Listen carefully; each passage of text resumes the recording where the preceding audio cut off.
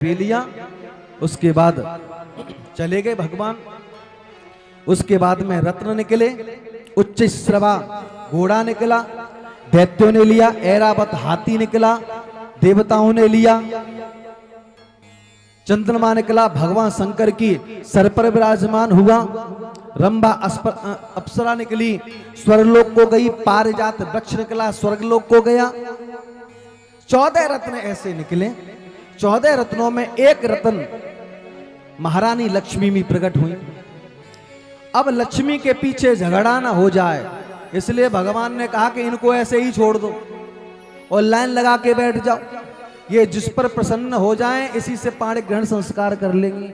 और लक्ष्मी को झगड़ा हर जगह, बोलो राधे राधे। हाँ, लक्ष्मी को तो झगड़ा है और लक्ष्मी प्रकट हो गई। हर घर में लक्ष्मी का झगड़ा। सभी बैठ गए, देवता भी लाइन लगा के बैठ गए, दैत्य भी लाइन लगा के बैठ गए, यहां तक कि महाराज बाबा जी भी बैठ गए लाइन लगा के, संत महात्मा, कि लक्ष्मी हमें मिल जाए, बोलो राधे राधे। वैसे तो त्यागी बने रहते हैं, लेकिन आने दो, पैसे लक्ष्मी को छुएंगे नहीं, लेकिन चिमटा से उठा लेंगे, बोलो राधे राधे। जय हो। त्याग में सब कुछ प्राप्त हो जाता है। माता लक्ष्मी ने किसी का वर्णन नहीं किया। अंत में खड़े थे भगवान विष्णु। माता लक्ष्मी ने कहा ये एकांत में खड़े हैं और शांत खड़े हैं, लाओ इन्हीं को वरमाला हम पहना दें। सुझा करके माता लक्ष्मी ने भगवान विष्णु को वरमाला पहना ली और सब टुकुर टुकुर देखते रहे, बोलो राधे। क्योंकि लक्ष्मी श्री हरि विष्णु की थी, विष्णु की ही रहेगी।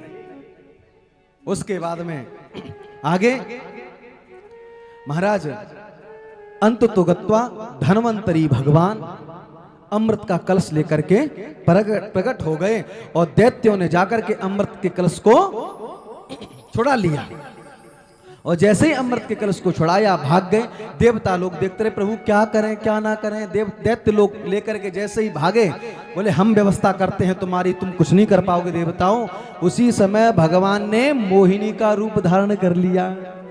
बोले मोहिनी भगवान की जय। बढ़िया पायलें पहनी पैरों में और छन छन करती हुई।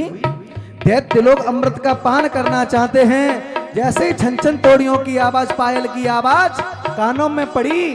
बोले ये किनकी छन छन हो रही है। देखा, बोले पहले अमृत का पान करना है उसके बाद देखेंगे। बोले ना, अरे इसमें अमृत नहीं, अमृत तो सामने से चला आ रहा है, बोलो राधे। आई मोहिनी भगवान आए, देखा, रूप को देख करके मोहित हो गए। देवी तुम कौन हो? बोले हमारे बारे में मत पूछो कौन है। बोले आपका रूप बहुत सुंदर है, क्या हमसे आप विवाह करोगी? बोले तुमसे विवाह? तुम छलिया हो, तुमसे विवाह हम नहीं करेंगे। क्यों, हमने ऐसा क्या कर दिया?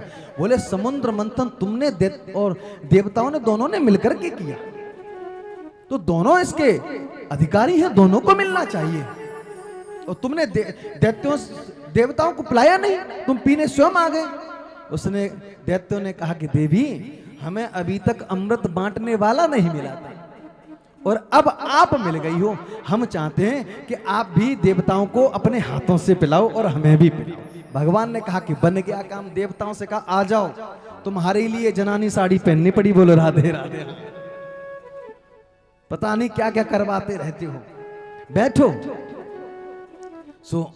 मोहिनी भगवान ने कहा दैत्यों से देखो भली। बोले हाँ देखो, इसमें ऊपर है पतला पतला और नीचे है गाढ़ा गाढ़ा।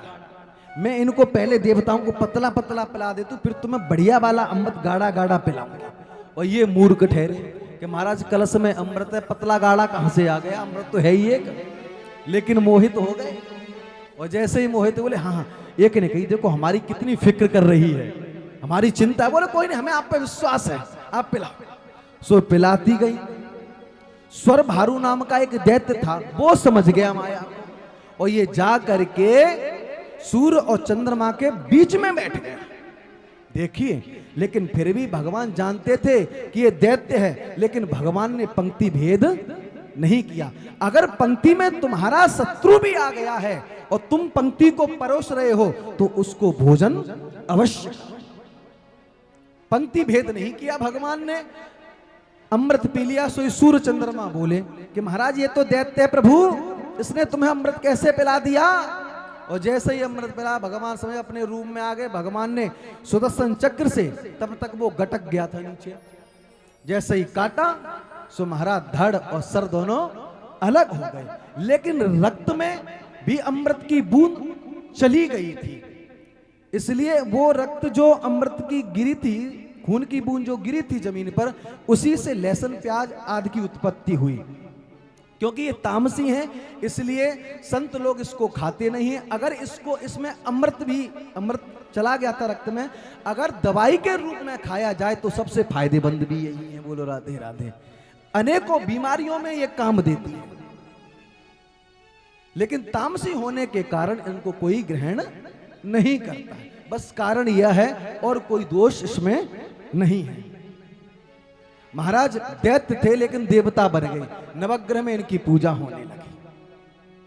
भगवान दैत्य लोग देखते रहे, भगवान अपने धाम में चले गए। कहा बोले कहां गई वो तो चली गई।